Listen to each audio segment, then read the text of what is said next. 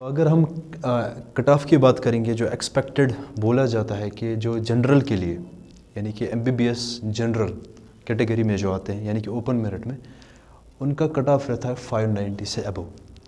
ठीक, अगर वही ओबीसी की बात करेंगे कुछ खास फ़र्क नहीं, 5 मार्क्स का फ़र्क है यानी कि एक क्वेश्चन का फ़र्क है। तो 585 ऊपर या नीचे। इसी तरह से इकोनॉमिकली वीकर सेक्शन ये भी यही रहता है 580 585 के आसपास।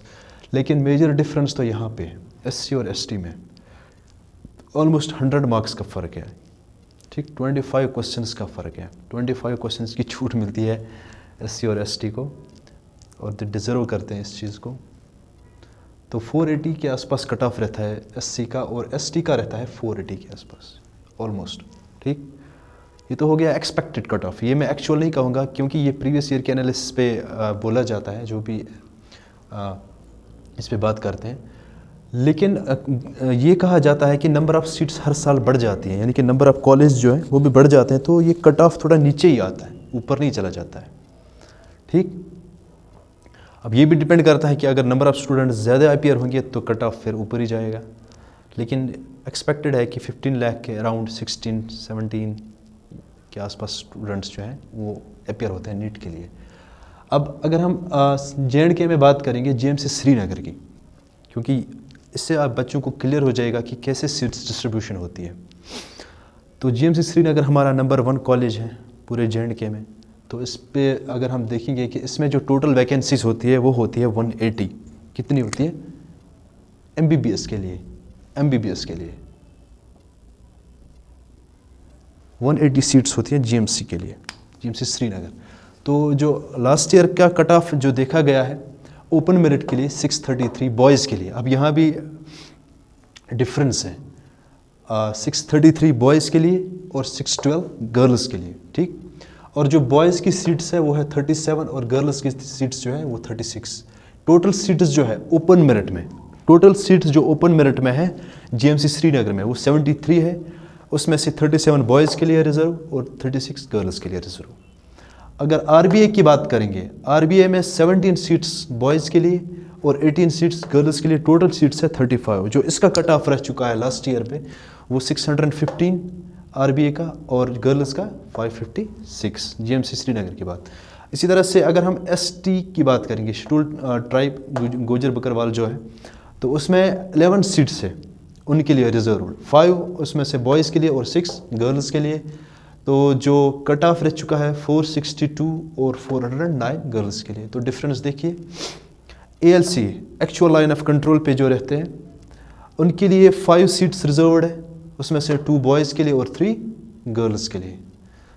तो जो कट ऑफ रह चुका है 497 442। इसी तरह से जो अदर सोशल कास्ट है उनका जो कट ऑफ रह चुका है 577 और 554, उनके लिए 3 सीट्स रिजर्व है। एक्चुअली मुझे लगता है कि इसमें बहुत सारी चीज़ें जो अदर सोशल कास्ट है उसमें आती हैं, लेकिन एक और सेक्शन है यहाँ पे इकोनॉमिकली वीकर सेक्शन, इसमें भी कुछ ऐड किए होंगे उन्होंने, मुझे नहीं पता। लेकिन जो कट ऑफ रह चुका है इकोनॉमिकली वीकर सेक्शन का वो है 547 बॉयज़ के लिए और 463 गर्ल्स के लिए। पीएसपी ये आप खुद देख लो क्या है, मुझे नहीं पता इसके बारे में ज़्यादा। लेकिन समझने वाली बात यहाँ पे ये है कि अगर आप जब आप एग्ज़ाम का फॉर्म भरते हो, अगर आप वहाँ पे लिखते हो कि मैं ओपन मेरिट में हूँ या मैं आरबीए में हूँ या मैं एसटी में हूँ या मैं एएलसी में हूँ या जिस भी कैटेगरी में हूँ, तो आपको ये देखना है कि मुझे किस रेंज में आना है, मेरा जो स्कोर है, मेरा जो मार्क्स का जो अचीव करना वो किस रेंज में होना चाहिए।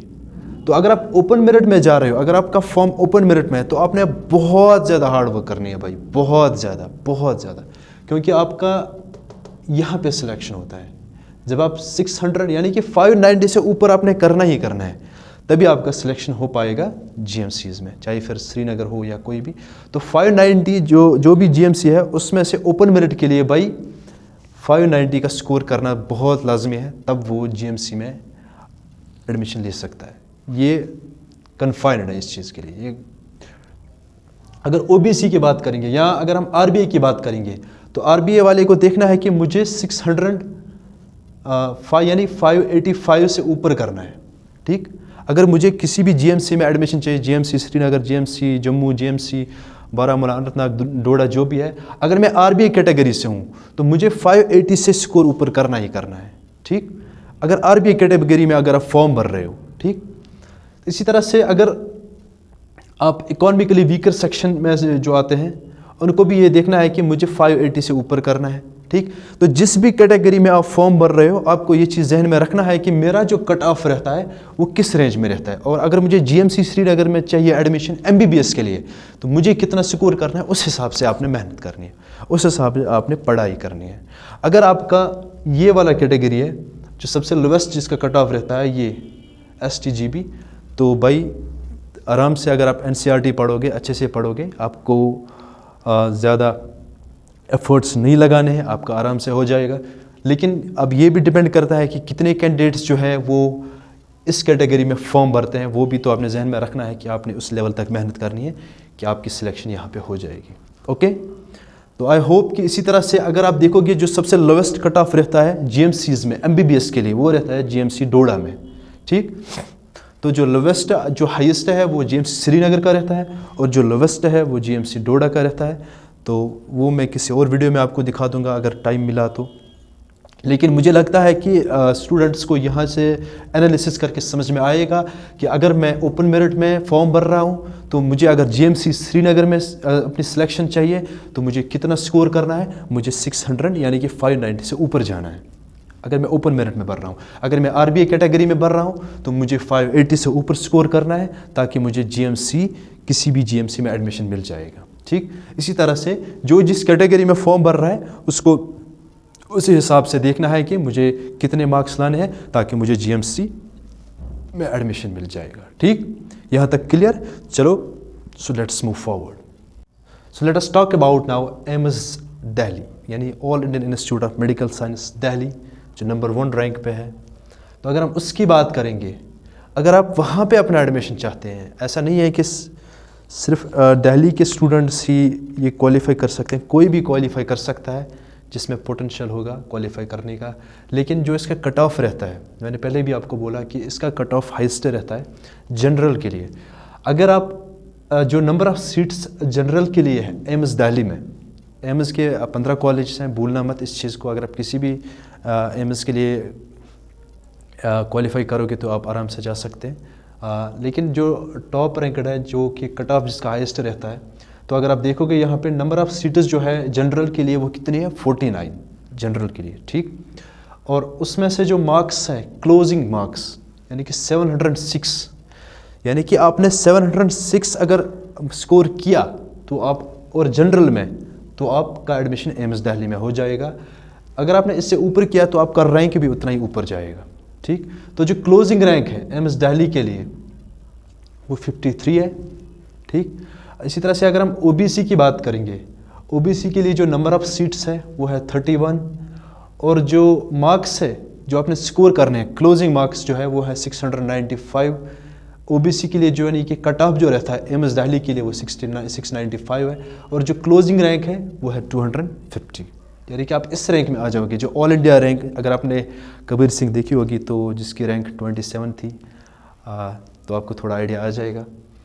तो इसी तरह से अगर आपने इकोनॉमिकली वीकर सेक्शन अगर आप देखोगे, नंबर ऑफ़ सीट्स जो है एम्स दिल्ली में, इनके लिए वो है 11, और इनका भी जो स्कोर रहता है क्लोजिंग स्कोर यानी क्लोजिंग मार्क्स 695 और रैंक 254, यानी कि ये दो एक ही जगह पे आते हैं।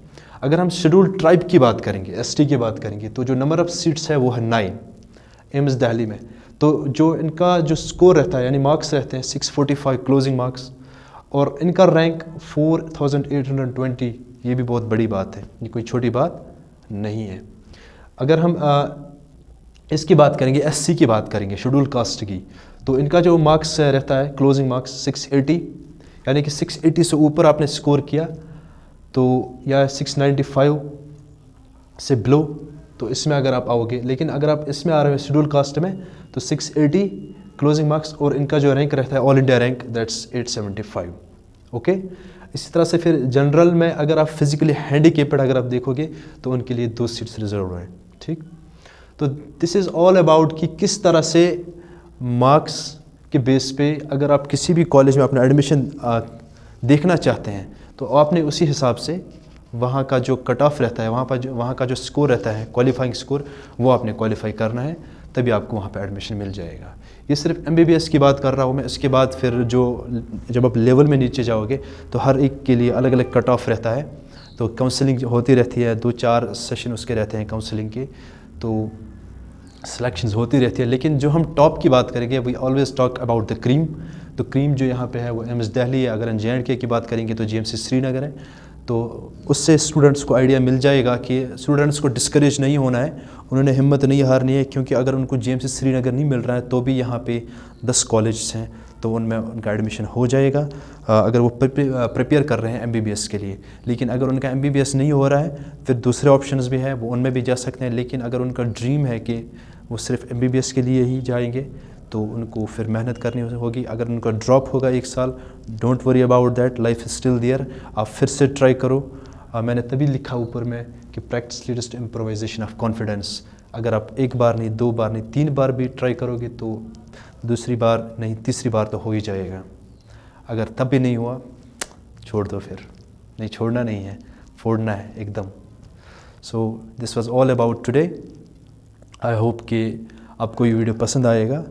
अगर कोई चीज़ इसमें स्किप हुई है तो प्लीज़ कमेंट सेक्शन में ज़रूर बता दीजिएगा। ठंड भी बहुत ज़्यादा है, काफ़ी मेहनत लगती है, तो प्लीज़ इन वीडियोज़ को ज़्यादा से ज़्यादा वॉच करें ताकि स्टूडेंट्स को या आपको ज़्यादा फ़ायदा मिलेगा और मेरी चैनल भी थोड़ी प्रमोट हो जाएगी। That's all for today. खुदा हाफिज़।